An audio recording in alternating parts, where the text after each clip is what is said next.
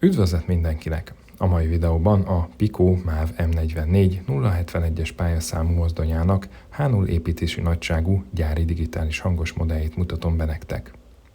Az M44-es a MÁV részére szállított legnagyobb darabszámú BO-BO tengelyenrendezésű tolatómozdony. A típus kifejlesztése az 1950-es évekig nyúlik vissza, az első két prototípus 1954-ben készült el, majd 1957-től kezdődött meg a sorozatgyártás. A mozdonytípusból exportra is készült jelentős mennyiség, elsősorban Csehszlovákiába, Lengyelországba, Jugoszláviába került nagyobb darabszámban, de vásárolt emellett a mozdonytípusból Bulgária, a Szovjetunió és még Koreába, valamint Törökországba is kerültek példányok. A sorozatgyártás 22 éve alatt 1954 és 76 között több mint 900 darab bobó készült a gazmávakban. És akkor térjünk rá a modellre. A Pico előtt az MTB 2023-ban már kihozta H0 építési nagyságban az M44-est, azonban ott számos kritika érte a cseh gyártót, többek között az utólag felszerelendő korlátok és világítás miatt félkésznek érződő terméke miatt. A Pico a 2026-os újdonságai között idén februári megjelenéssel harangozta be a bobót, és a szokásos expert csomagolásban egy kompletten készre szerelt mozdonyt hozott nekünk mostanra. A dobozban a mozdony mellett természetesen megtaláljuk a szokásos kiegészítő zacskót, benne a légtömlőket, csavarkapcsokat, valamint telepályakotrókat, amik vitrines felhasználás vagy egyoldali vontatás esetén szerelhetőek fel. Érdekesség még, hogy a jármű alá egy vitrin behelyezésre is alkalmas műanyag pályadarabot tett a gyártó.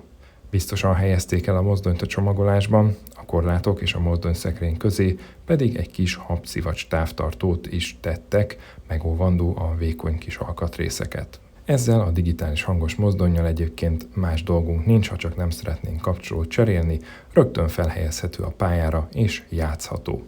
Teljesen kész van. A most kiadott mozdony harmadik, illetve negyedik korszak elejé eredeti gyártáskori mi voltában képzi le az M44 071-es pályaszámú bobót. Első ránézésre szerintem egy nagyon meggyőző modellt készített a gyártó. A forma, ahogy azt várhattuk, jól sikerült. A főbb méretek pontosak, a jármű arányai rendben vannak, ezen a téren a Pico hozta a tőle megszokott kötelezőt.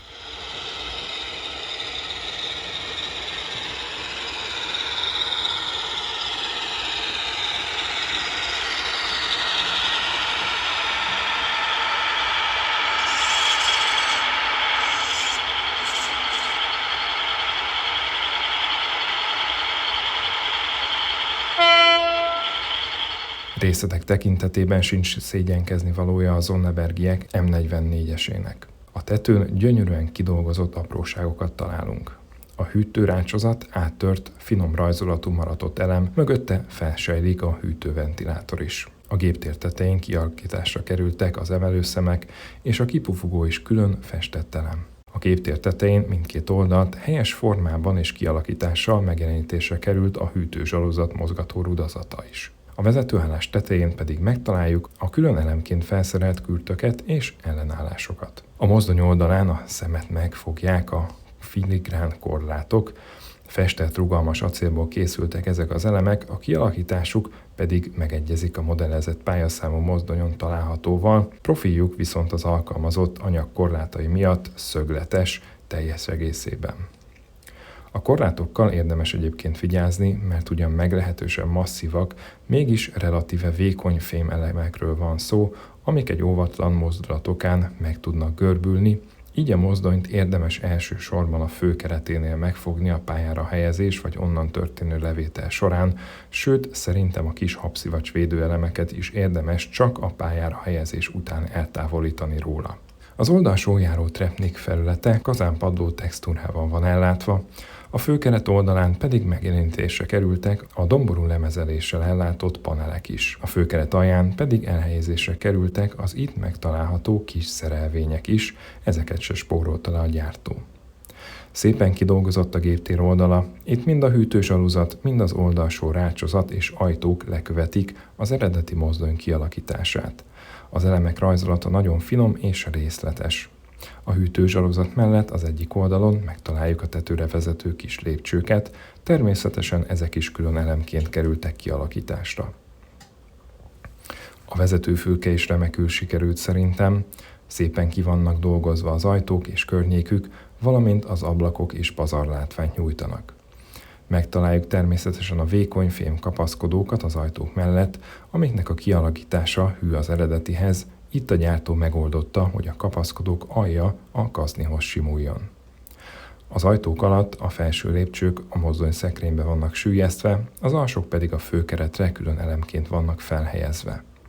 Az ajtók aljánál külön elemként felhelyezésre került egy kis kapaszkodó is. A vezetőállás ablakai teljesen víztiszták, és az ablaktörlők is külön elemként kerültek fel a megfelelő helyre. A vezetőállás belül részletesen kidolgozott és festett, a gyártó nem spórolt, középen a műszeregységek is megjelenítésre kerültek, és el vannak látva világítással is. A mozdonyon gyárilag elhelyezésre kerültek a lámpák a főkereten, a korszaknak megfelelő kialakítású, oldalanként két-két alsó lámpabúrában egy-egy apró LED adja a fehér, illetve vörös fényt. A gyártó még arra is figyelt, hogy a lámpák üvegének a kerete krómszínnel tamponozva legyen. A trepniken ezek mellett még megtalálhatóak a zászlótartó kis elemek is a mozdony mindkét végén. A melgerenda kidolgozott, itt megtaláljuk a légtömlők és a csavarkapocs furatait, az ütköző tokok alatt pedig elhelyezésre kerültek a tolató személyzet számára kialakított kis kapaszkodók is. Nem nagyolt el a gyártó a mozdony alját sem. A forgóvázak rendkívül részletesen ki vannak dolgozva, a forgóvázmaszkok finom rajzolatú, pontosan kivetelezett alkatrészek. A kerekek áttört, küllős kialakításúak, és ugyan a forgóváz kialakítása miatt nem sok látszik belőlük, oldalról nézve lassú menetnél azért megcsodálhatjuk ezt a részletet is. Külön elemek a fékhengerek és a fékrudazat, szintén külön elemként megtaláljuk a homokoló csöveket és a homokoló tartályait is. A forgóvázak alja is kidolgozott, itt az alsó takaró lemezen megtaláljuk az eredeti kialakítást lekövetni hivatott vontató motorimitációkat is. A pályakotró a forgóvázakra van rögzítve, és azzal együtt forog el. Középen megtaláljuk a gázolajtartályt, aminek az oldalain filigrán kialakítású vezetékezés található. A mozdony festése remekül sikerült. A felületek egyenletesek és simák, a festékréteg megfelelően vékony. A színek és a festési minta a korabeli feljegyzések és néhány általán megkérdezett szakértő véleménye alapján megfelelőnek tűnnek. A maszkolási vonalak élesek, látható ködölést sehol nem találtam, még a sávos minta is hibátlanra sikerült a mozdony elején.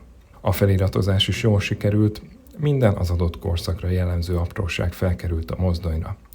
A vezetőállás oldalán a pályaszámtábla tamponozott, ezek mellett még a melgerendán megtaláljuk a kis ezüstgyári táblát, de felkerült a ganctábla a géptér oldalára is. Festettek a gázolajtartály oldalán a csapok, és a forgóvázra is felkerültek a megfelelő tamponozott feliratok.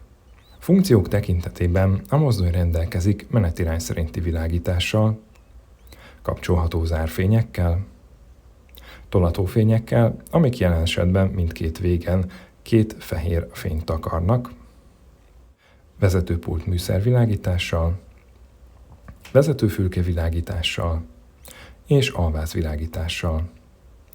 A mozdony rendelkezik egy szuperkondenzátorral is, aminek köszönhetően menet közben bekapcsolt hanggal akár 2-3 másodpercet is képes haladni az áramellátás megszűnése esetén.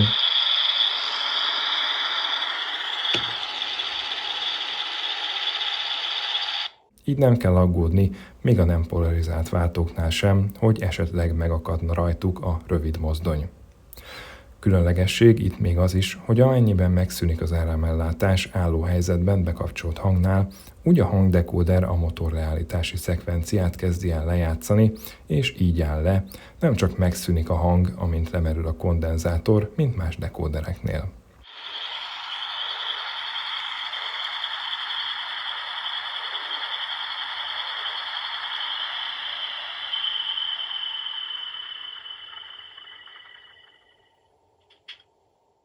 A mozdonyszekrényt 2 részletben tudjuk levenni, először a vezetőfülke alatt kell 2 csavart kicsavarni, ami után a fülke leemelhető, majd a géptér felső fedelének lepattintása után az alatt egy csavar kicsavarásával tudjuk leemelni az elemet.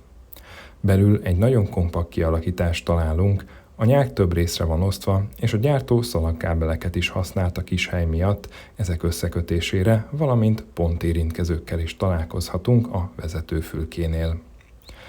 A dekóder a mozdony gépterénél középen kapott helyet a nyák tetején, mellette pedig találunk egy 2 farados szuperkondenzátort. A mozdony elejénél lett a hangszóró elhelyezve az itteni segédnyák alatt.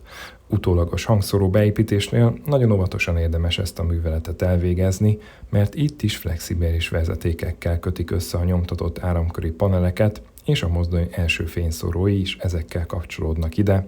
A hangszóró beszereléséhez pedig szükséges a segédnyák leszerelése és ezeknek a kikötése, ami óvatosságot igényel. Középen a nyák alatt van a dupla lentidőkerékkel ellátott motor, ami kardánokon keresztül hajt ki a forgóvázakba. Mind a 4 tengely hajtott, a 2 belső tengely pedig aszimmetrikusan tapadógyűrűvel van ellátva. A vonóerő megfelelő, 6 kerékáromszedős kocsival probléma nélkül megbirkózott nálam a mozdony a 3%-os emelkedőmön.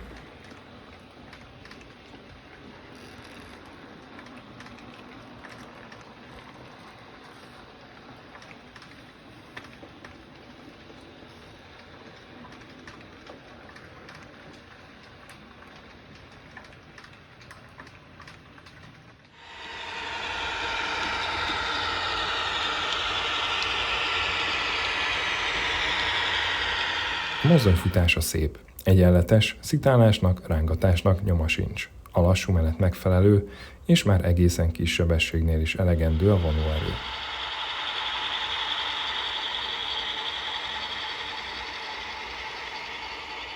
A mozdony rendelkezik rövid kapcsoló kinematikával, ami egyenesben szépen összehúz, ívekben pedig eltart. A legkisebb bejárható ívsugár 360 mm, és az általam próbált rövid kapcsolókkal biztosan használható, mind húzott, mind tolt üzemmódba ilyen sugarú íveken is. A bemutatott mozdony gyári hangos, a Pico saját PSD XP 5.1-es verziójú hangdekódere és az általuk készített, az igazi mozdonyról felvett hanganyag található rajta. Hallgassuk most meg ezt!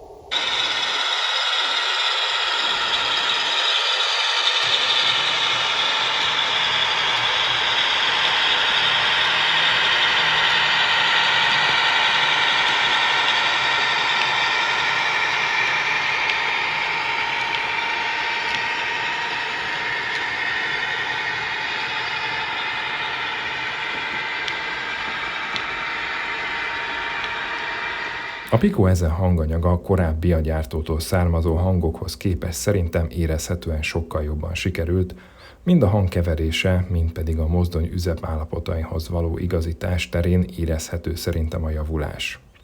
A hangok tekintetében talán 2 dolog az, amit én személy szerint hiányolok. Az egyik a kerékcsikorgás az ívben, a másik pedig a kerékkattogás hang. Ezek nem kerültek bele a most kiadott hanganyagba, de később ezek viszonylag könnyen orvosolhatóak lesznek, ha lesz rá szándék. Felmerülhet még a kérdés, hogy a Pico hanganyaga hogyan viszonyul a Digitools M44-es hangjához, ezért elkértem egy másik, még tamponozatlan gyártási mintamozdonyt is, amiben a Digitools hangdekódere volt, így azonos körülmények között hallgathatjuk meg most mindkét hanganyagot, a végkövetkeztetések levonását pedig én most a nézőre bízom, és várom a videó alatti kommenteknél az észrevételeiteket és meglátásaitokat.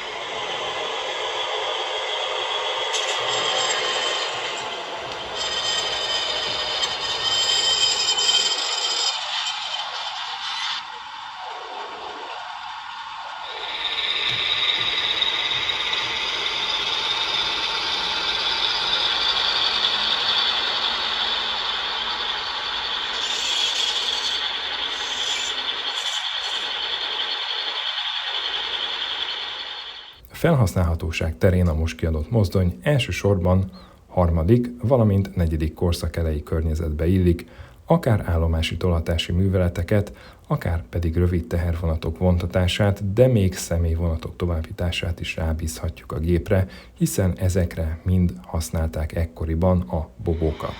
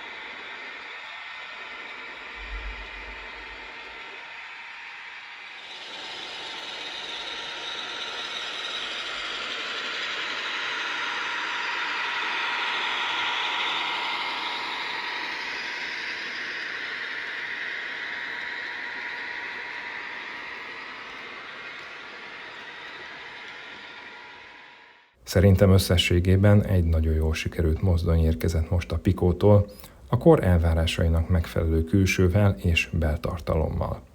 Remélhetőleg a mostani kiadás után a következő években számíthatunk majd további festési és formavariánsokra is a gyártótól.